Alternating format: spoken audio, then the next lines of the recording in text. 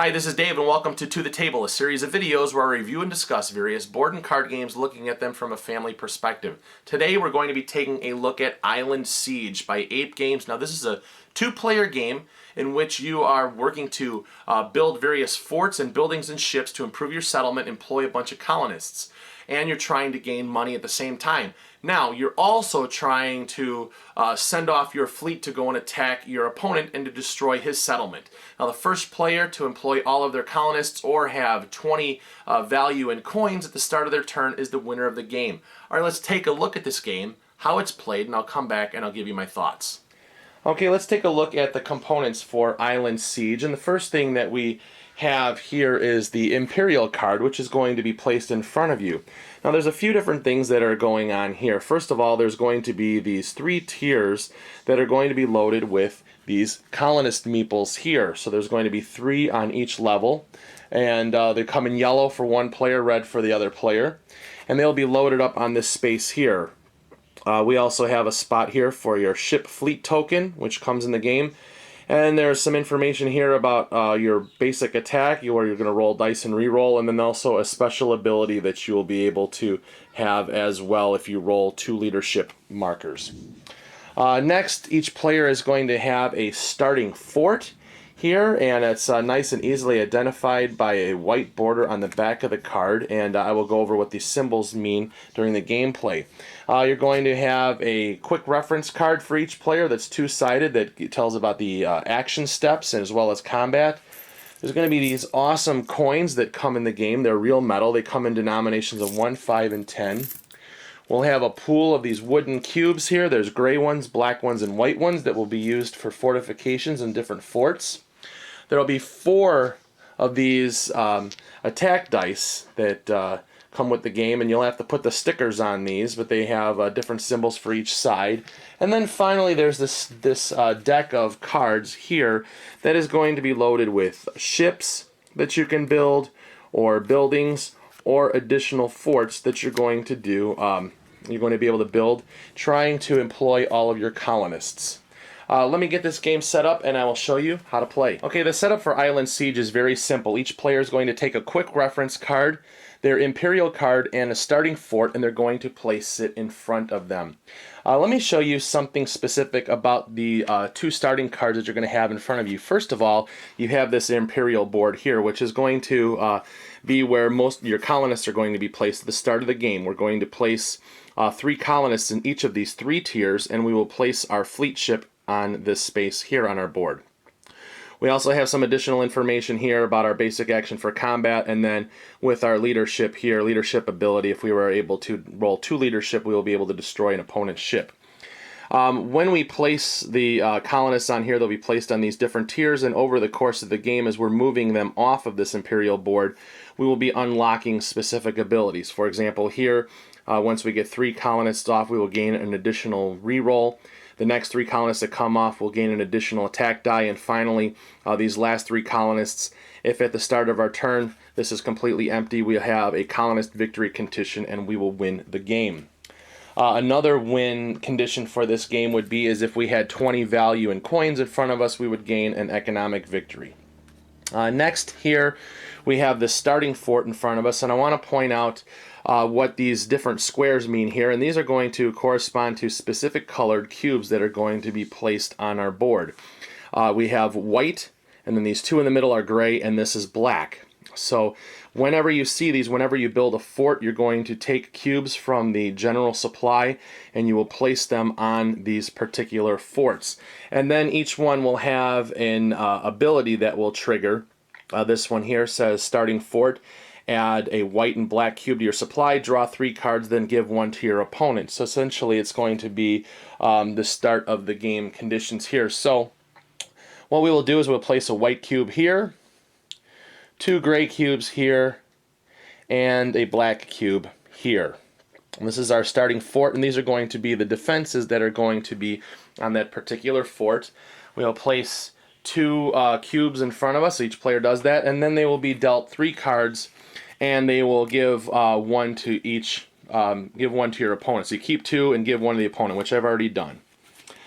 For the sake of this game here, the yellow player will be the first player, and I want to show you how the turn orders work. So let me place these colonists on the board here, and I'll show you a little bit of how this works. So on our turn, what we're going to do at the start of the game, we're going to skip the first 2 phases of the game, but I want to explain to you how a normal turn order would be. And so the first phase here would be to check for victory condition here, which would either be the what I explained before, having all the colonists off of our imperial board, or having 20 value in coin for those different types of victories.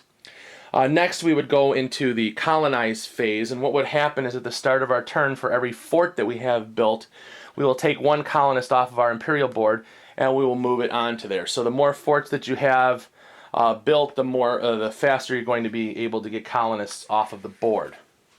And then finally, you're going to enter your action phase. And so you're going to have 3 choices that you can do. You can either draw cards, build something, or attack. So those are the 3 options that you have. If you were to draw, you would draw 3 cards off of the pile. You would keep 2 and then give 1 to your opponent. Now there's no hand limit, so you can have a number of cards in your hand. You could choose to build a fort, a building, or a ship, or you can choose to attack. So what I'm going to do on this particular turn here is I'm going to build something, and so I'm going to build a fort. And so I'm going to choose from my hand, I'm going to build this steep-walled fortress. Now, if you notice on this here, there are 4 spaces here, and only one of them has a cube designation. So this is going to be 1 gray cube. So when I choose to build this, I will put 1 gray cube on there. Now, I can choose to add additional fortifications onto that card if I choose to, using cubes from my personal supply. So right now we just have 2 to start from, and that's all we have until I can explain to you in a little bit about how we get reinforcements. So I will choose to build 1 in here, and I will put this black cube here. So it doesn't really matter what colors you use, they don't really mean anything. However, if you configure cubes in certain ways, you can have them connected, or some of them will be in layers where they'll be protected, where it's going to be more difficult for your opponent to break through and destroy your fort. Because I used a cube for my personal supply, for each one that I use, I will gain 1 coin in money. So since I used 1 cube for my personal supply, I gained 1 coin here. And so that was my turn. First turn over here, the player number 2 will also build something, and and then each of these forts have different abilities. So for example here, this player is going to build a robust stronghold, so they'll place it in front of them here, and they will place 1 gray cube here. So that was their turn. They're not going to add anything else to it. Now, back to player 2, we look for the victory condition, which we don't have that. Now we have this colonist phase where we move here, 1 here, and 1 here. So as you can see now, I have 2 colonists off of the board. As the game progresses, we're going to be moving more colonists off of the board here and unlocking different abilities. And I just wanted to show you how some of these things work. For example, here, if at the start of my turn I had this, if I chose not to draw cards and I wanted to build a building, what I would do is the card has a specific cost and there's specific text. So if I chose to build this watchtower, it gets placed behind a fort, and it will give me specific instructions here. And so, for example, here it has a cost, and it's going to be 3 colonists. And then there's specific ability. It says, when built, destroy an opponent's ship. Your opponents cannot build any ships. So this is very, very powerful. And it's also going to have a reward of 3 coins, and you will gain 1 black cube to do repairs. So if, for example, here I had 3 colonists on this particular fort, which is all it can hold, I'm going to choose to build this watchtower. So what I'm going to do is I'm going to build it right here, and then these 3 guys are going to get moved into this particular building right here. So I have those 3 in the watchtower, and I now open up 3 more spaces for that particular fort. I will gain 3 coins, and then I will also gain this black cube, which I can use to repair my fort. Well, I have some open spaces, I can just place it right up there. I can't change the configuration of those cubes once I have them set up there, so that's how it is. So that's how buildings work. Similarly, if you were to build a ship, you would have a specific cost here. This one would be 4, and so you would take 4 off of one particular fort, and you will move them onto this particular ship here, and then opening up spaces on your fort again. So that's how these buildings work and these ships work. Now what's going to happen is we'll also have the ability to attack another player. And so, for example, here over the course of the game, maybe we had a couple of colonists that were on each of these forts, and the combat action, what a player would do is take their little fleet marker and they'll place it in front of a fort that they wish to attack. So maybe I want to go after this one. And at the start of the game, you're going to roll 3 dice, and you'll be able to have 1 reroll. So if I roll these dice here, what I'm going to do is I'm going to look at these particular dice rolls. Here I have 1 flag, it's a white flag here, and then I have 2 of these red markers here. Now with these red markers, these guys here, they have a special ability here, and so what's going to happen is there's going to be 2 waves of attack, and so what and I have a reroll here. So what I'm going to end up doing first is re-roll some of these dice. Now I have all 3 of these red die. Now unfortunately for me, I won't be able to use any of these on what's called the first wave of attack because they have to be a specific color, either the white, the gray, or the black. So I won't be able to use that on an attack. However, there is an option to have a second wave of attacks where I can you spend these to destroy any colored cube. So if I chose to do this, I will discard 1 of these to destroy this gray cube.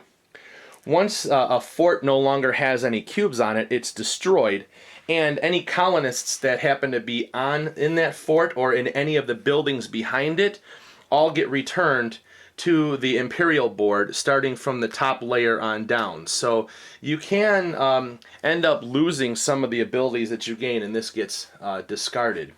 So on the combat now, had things been differently, if I had rolled a couple of different colors here, for example, this was a white, and this was a black, and this or a gray, and this was a red here, and I happen to be attacking this starting fort, I could on the first wave choose to spend this one,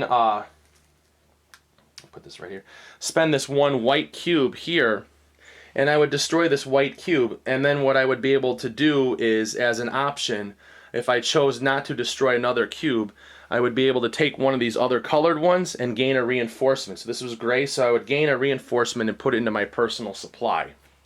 So you do have an option on that second wave to either take reinforcements or launch a second attack. So you have some strategy there.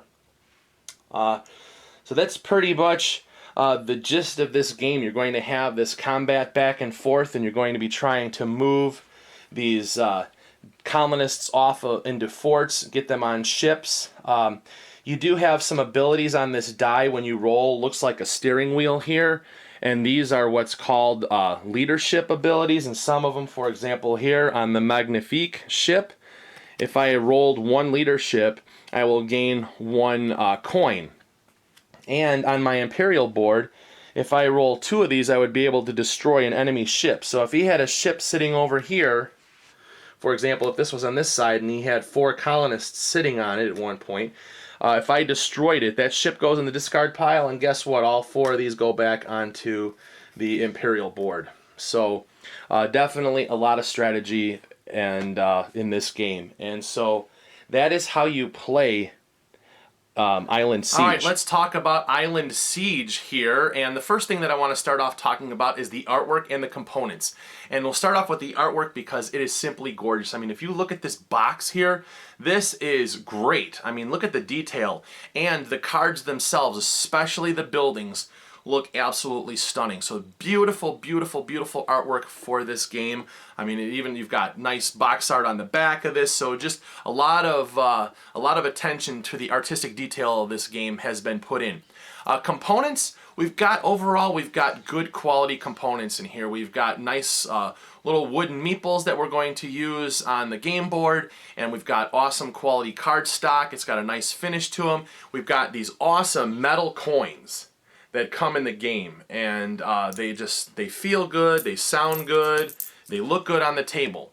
And then they give us these dice, which is my one thing that's a hang up for me with this game, and that is they come plain and you have to put stickers on them. It would have been nice to have seen some custom molded dice, but it may have come down to a production cost or something. But I will take the metal coins in place of having custom molded dice. So they give you extra stickers to put on there in case some of the sides wear out.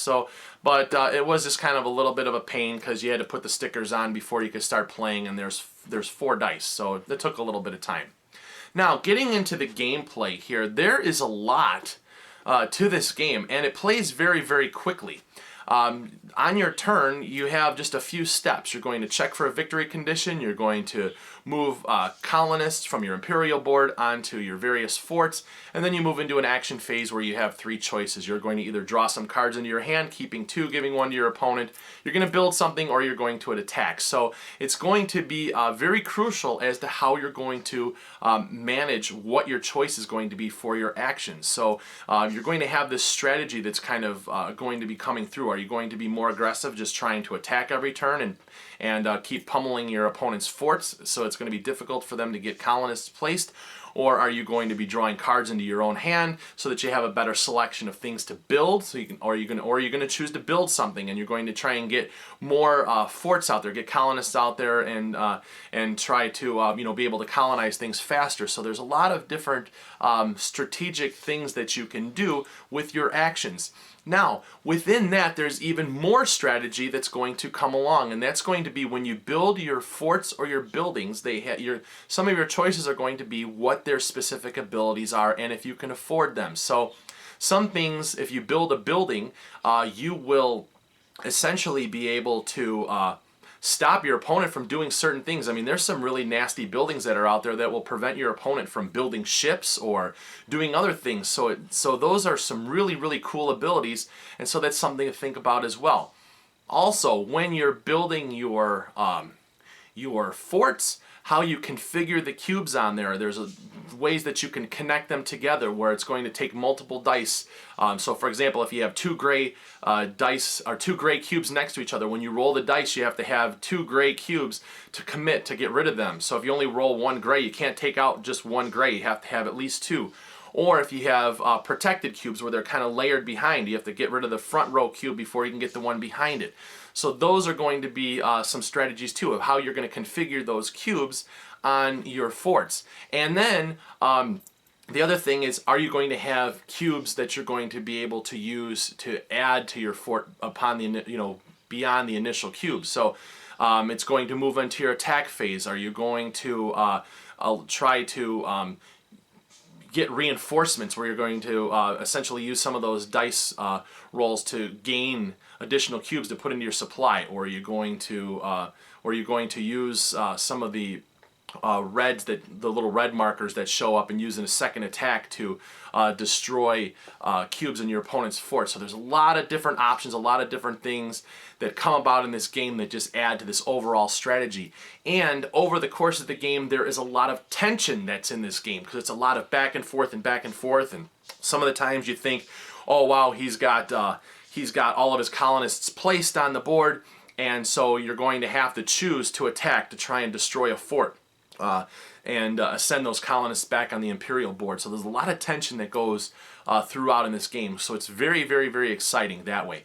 I really, really like this game, and I played it with my nephew a few times, played it with a few other people, and it's a lot of fun, and just I love that tension where it's just kind of like this whole back and forth and back and forth and back and forth thing. So so But it's going to come down to how you're going to manage your resources with this game in order to be successful. And so that's the one thing for this game. If you look at it from a family perspective, this game is definitely going to choose.